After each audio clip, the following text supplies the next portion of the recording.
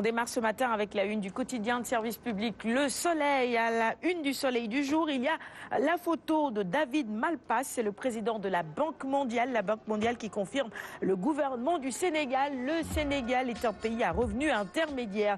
À la une également, le ministre Abdoulaye Daouda Diallo, ministre des Finances et du Budget, qui dit ceci: la valeur des 1036 kg de cocaïne saisie est estimée à 50 milliards de francs CFA. Les précisions à lire donc dans les colonnes du quotidien de service public. On est toujours à la une du Soleil avec un nouveau gisement de gaz découvert. C'est à la frontière sénégalo-mauritanienne et la CAN de foot. Le Sénégal qui s'impose face au Kenya 3-0. Les Lions en 8e face à l'Ouganda. Record maintenant, quotidien spécialisé en sport avec justement ce match gagné par les Lions hier. Les Lions sortent les crocs et battent donc cette équipe du Kenya. C'est à la une du quotidien Record. 3-0, 2 buts en 2 matchs. Sadio rejoint tout simplement Salah. Analyse également des choix des hommes et de la stratégie d'Aliou Cissé, qui réussit un coup de maître avec cette victoire. Vox Populi maintenant, qualifié en 8e de finale de la CAN. Les Lions sauvent leur crinière. Sadio Mané de maudit à héros d'un soir. Penalty raté finalement, 2 buts derrière. C'est plutôt une bonne soirée pour Sadio Mané. Malheureusement, fin de CAN pour le gardien Edouard Mendy, victime d'une fracture au doigt. Nous poursuivons avec le quotidien LAS maintenant. 3-0, CAN 2019, Sénégal-Kenya. Enfin, le réveil des Lions, écrit LAS à sa une. Prochain match des Lions, vendredi prochain, face à l'Ouganda.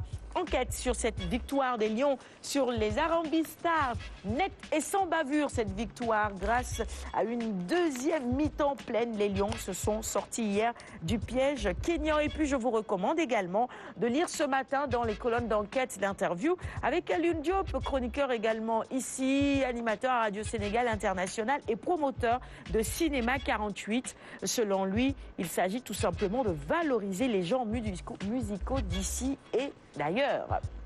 Le quotidien, les échos, avec à la une 2 sujets qui vont forcément vous intéresser.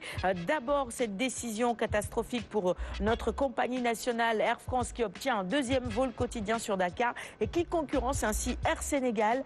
Air France choisit la même heure, 9h, que Air Sénégal pour sa 2e ligne.